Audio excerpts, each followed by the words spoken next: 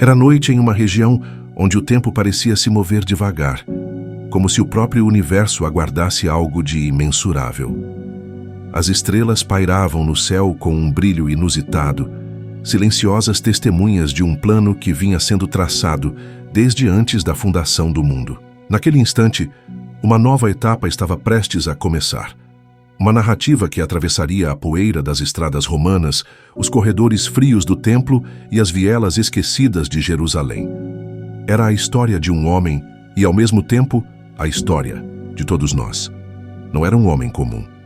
Suas mãos haviam moldado o universo, seus olhos viram o nascimento da luz e sua voz ecoou entre as trevas trazendo ordem ao caos. E mesmo assim, decidiu nascer entre panos simples, em um lugar onde os animais dormiam e os pastores vigiavam.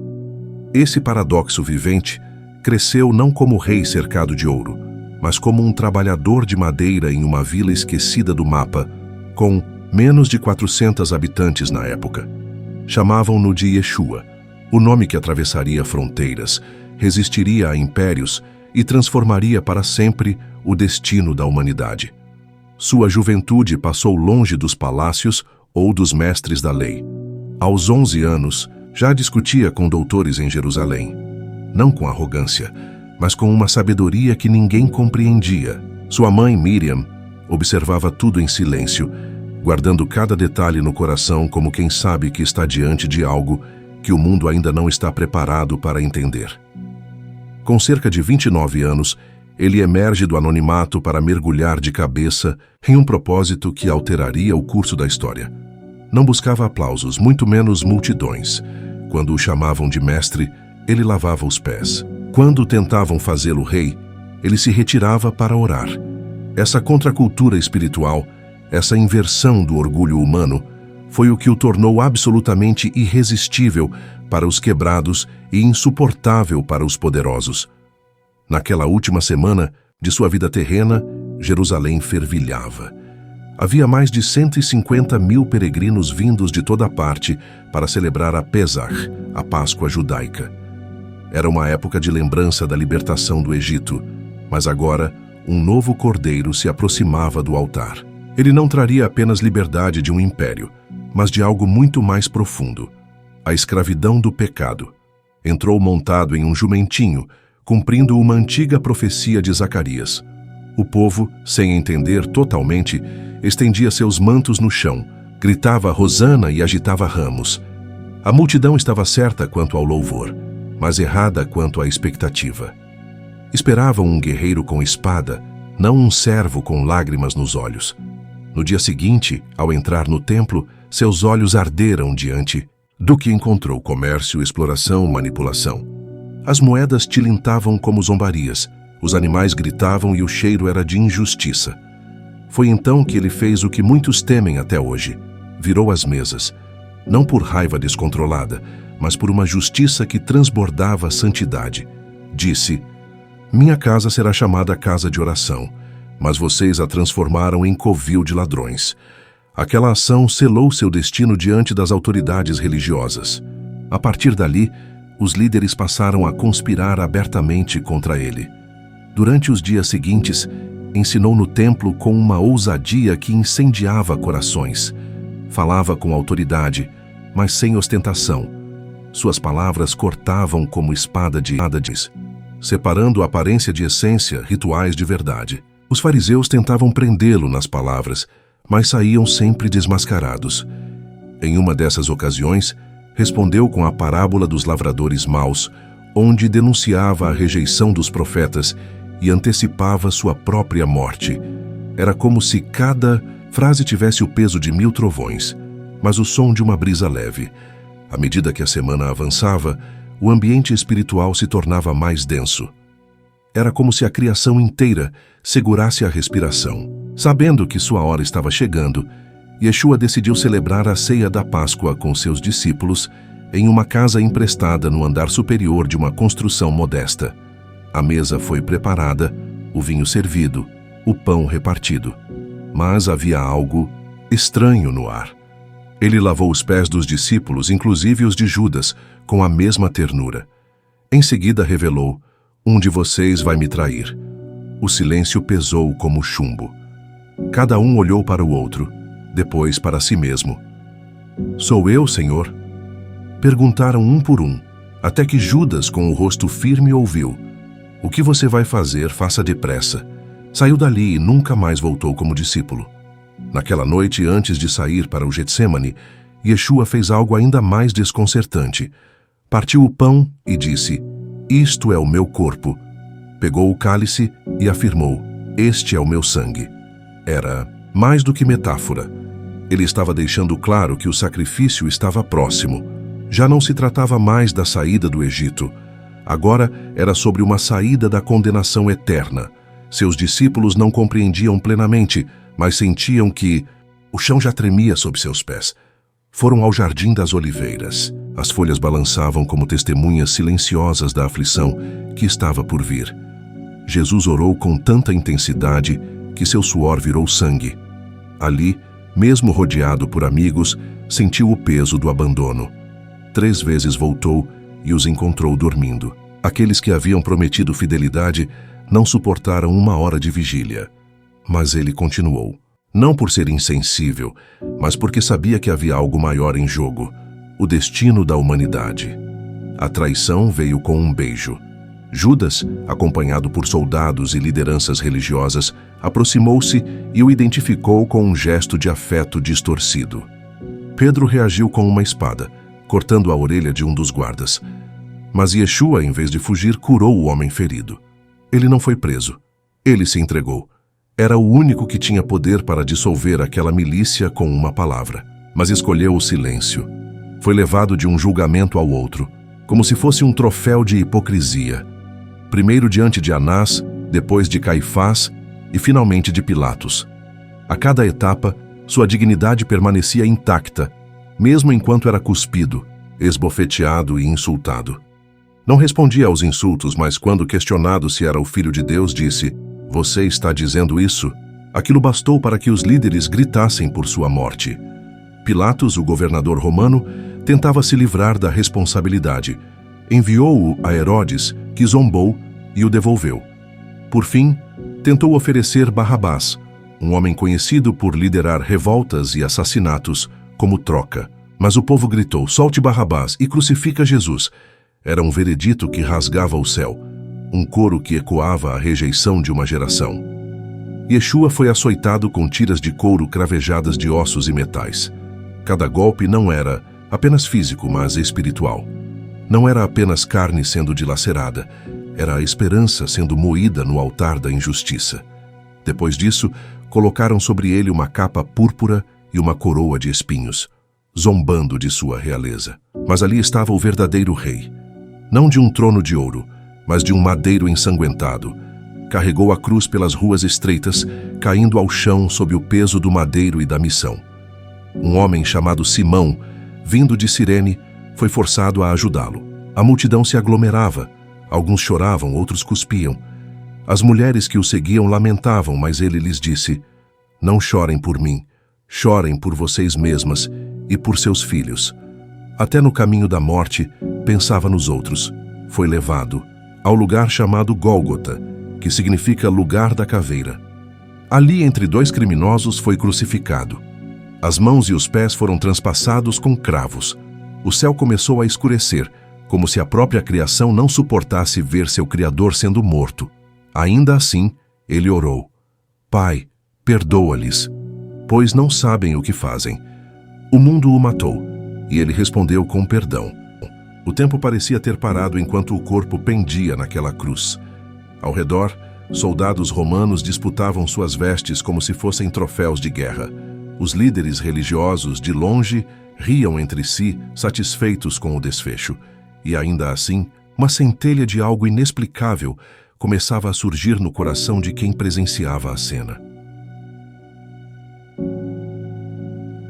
O próprio centurião, acostumado à brutalidade e aos gritos dos moribundos, olhou para aquele homem e murmurou: "Certamente, este era justo."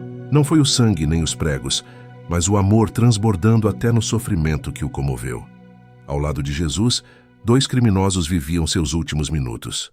Um zombava, provocando: Se és o ungido, salva-te a ti mesmo e a nós. O outro, no entanto, em um lampejo de lucidez espiritual, reconheceu algo que a multidão ignorava. Nós merecemos, mas ele não fez nada. E então, com os olhos nublados pela dor, mas com o coração aceso pela esperança, pediu: lembra-te de mim quando entrares no teu reino.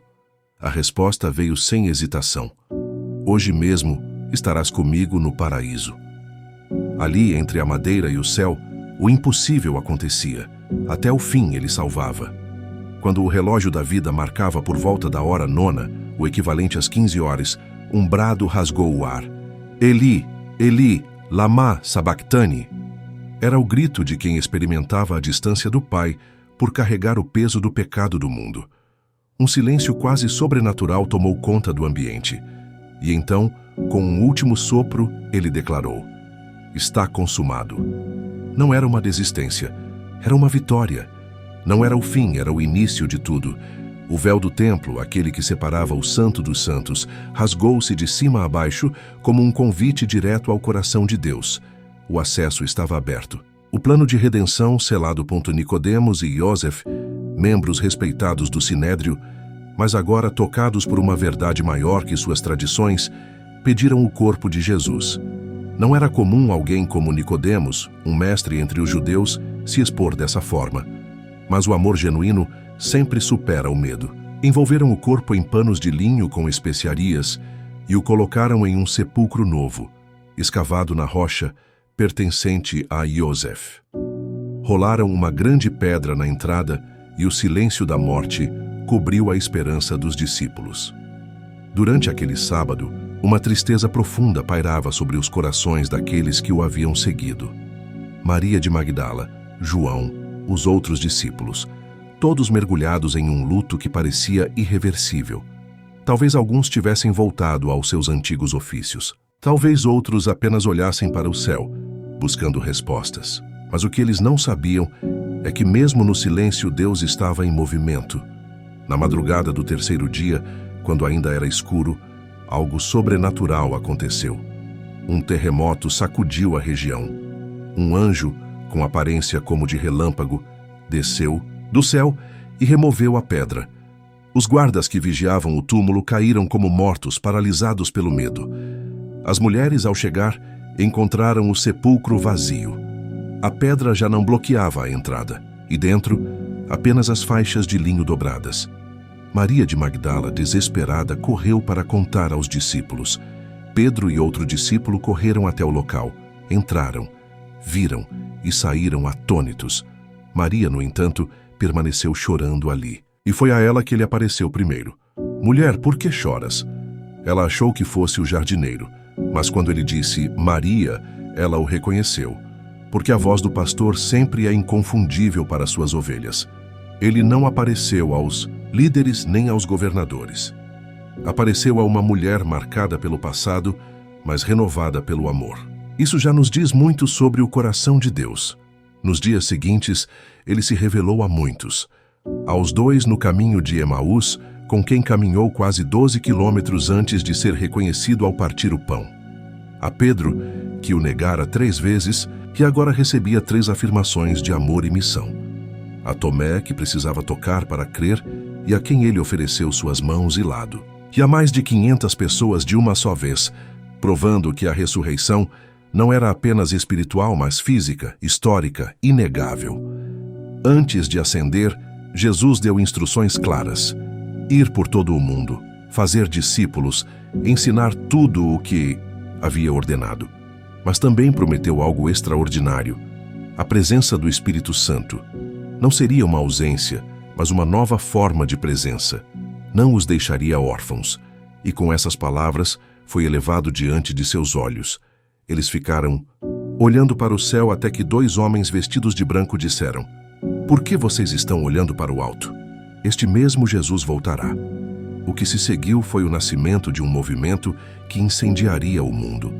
Não uma instituição, mas uma revolução de graça. Os discípulos, antes medrosos, agora se reuniam em oração. E então, no dia de Shavuot, conhecido por nós como Pentecostes, o Espírito desceu como línguas de fogo. Homens comuns falavam em idiomas estrangeiros. O medo deu lugar à ousadia. Pedro, aquele que negara, agora proclamava com autoridade: este Jesus que vocês crucificaram, Deus o fez Senhor e ungido. 3.000 pessoas se renderam naquele dia. A comunidade crescia com simplicidade e poder. Compartilhavam tudo, cuidavam. Uns dos outros oravam com fervor. Milagres se tornavam rotina. Aleijados andavam, cegos viam, famílias eram restauradas. Mas junto com o crescimento veio também a perseguição. Estevão foi o primeiro mártir, apedrejado por causa da verdade, que não quis negar. E ali, aos pés de quem guardava as capas dos que apedrejavam, estava um jovem chamado Shaul, que mais tarde se tornaria Paulo. A história não parou na cruz. Ela não parou na ressurreição. Nem mesmo em Pentecostes. Essa história atravessou desertos, mares, impérios, calabouços. E hoje, milênios depois, ela chegou até você. Não como um conto antigo, mas como um chamado vivo. Um convite ao arrependimento, à transformação, à vida abundante. E se você chegou até aqui, permita-se um momento de pausa. Respira fundo. Fecha os olhos por um segundo. Não é só sobre o que você ouviu. É sobre o que você sentiu. Essa história tem o poder de restaurar sua fé, de reacender sonhos, de curar feridas que talvez ninguém saiba que você carrega. Não se trata de religião, se trata de reencontro, de uma verdade que transforma o que somos por dentro. Se essa história mexeu com você de alguma forma, se algo no seu peito se moveu, se uma lágrima escapou ou se um sorriso se formou em silêncio, então te faço um pedido sincero. Inscreva-se no canal, mas não apenas por número. Faça isso para caminhar com a gente em cada nova história. E se puder, responde aí nos comentários. Em que parte desse vídeo mais forte a presença dessa história na sua própria vida? Foi no gesto do perdão? No momento do silêncio? Ou quando o túmulo estava vazio? Escreve. Compartilha. Às vezes, sua resposta pode tocar outra vida. Isso, meu amigo, minha amiga, é o verdadeiro poder de uma comunidade que vive e compartilha fé, esperança e redenção.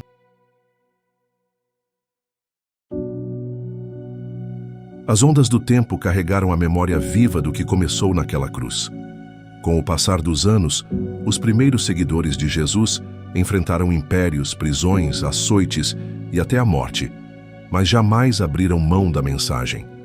Porque quando se experimenta o verdadeiro reencontro com o Criador, a vida deixa de ser uma rotina e passa a ser missão.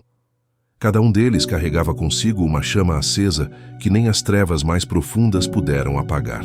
João, o discípulo do amor, envelheceu exilado em uma ilha, isolado pelo império. Mas foi ali, em meio ao silêncio e ao sal do mar, que ele recebeu a revelação final, a certeza de que a história ainda não terminou. No livro das visões, conhecido como Apocalipse, ele não viu apenas destruição e juízo. Viu esperança, viu o Cordeiro vitorioso, viu tronos, viu multidões de todas as nações adorando em uníssono, viu o fim da dor, da lágrima, do luto, viu uma nova Jerusalém descendo dos céus, onde não há mais necessidade de sol, porque o próprio Deus é a luz que brilha sem cessar. Essa promessa, selada com a própria voz de quem venceu a morte, ecoa até hoje. Eis que faço novas todas as coisas. Mas até que esse dia chegue, a história continua em nós. Somos os ramos enxertados na videira verdadeira, e como os galhos que crescem depois da poda, somos chamados a frutificar, não apenas em palavras bonitas, mas em atitudes que espelham aquele que deu tudo por nós.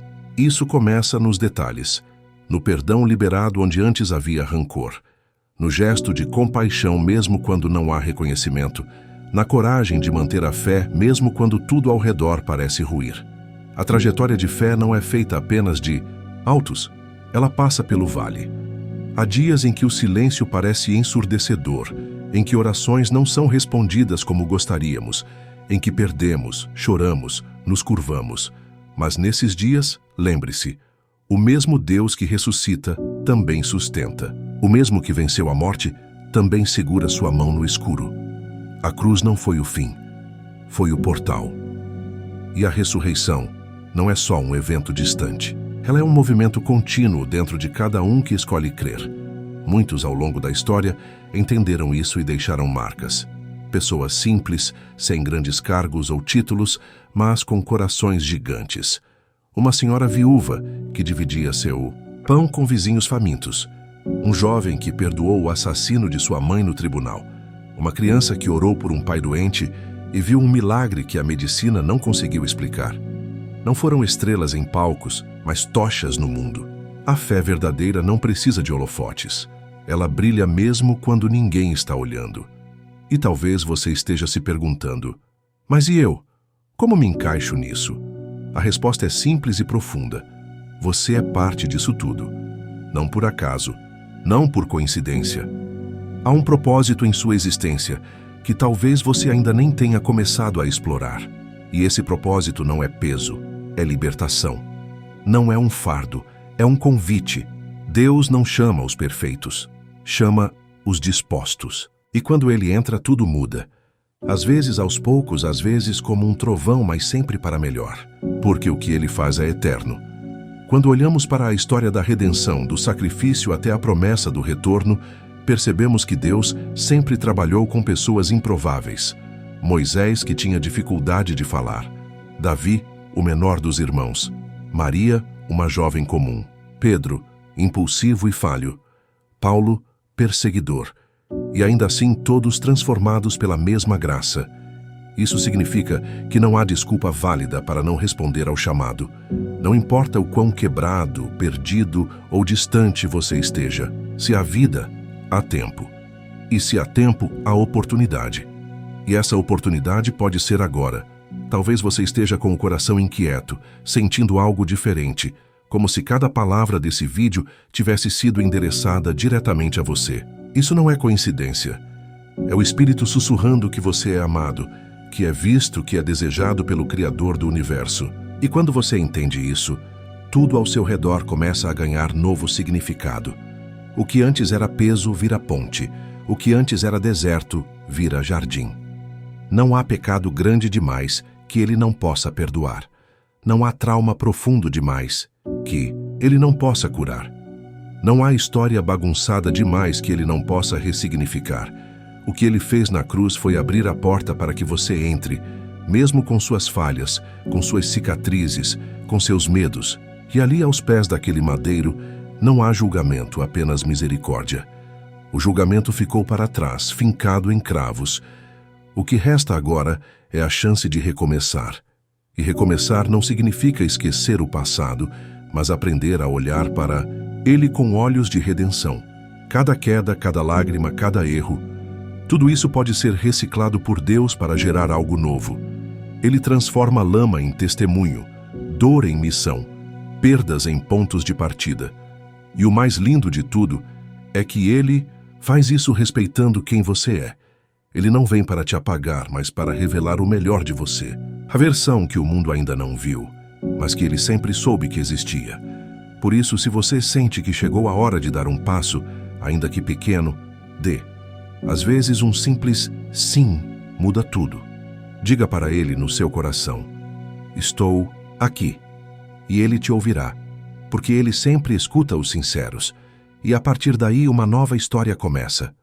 Uma escrita a 4 mãos, entre você e o autor da vida. Esse vídeo não é só conteúdo. Ele é convite. Ele é um lembrete de que você é importante. De que sua vida não é aleatória. De que há uma esperança maior do que a dor. Uma luz maior do que a escuridão. Uma verdade maior do que todas as mentiras que você já acreditou sobre si mesmo. E essa verdade é simples. Você é amado. Profundamente. Eternamente. Sem condições. Se esse vídeo tocou seu coração, se em algum momento você sentiu que precisava ouvir exatamente isso hoje, então eu te convido, de todo o coração, a se inscrever no canal. Não como quem apenas clica em um botão, mas como quem decide caminhar junto. Aqui não somos apenas números, somos uma comunidade e queremos te ouvir também. Compartilha com a gente nos comentários.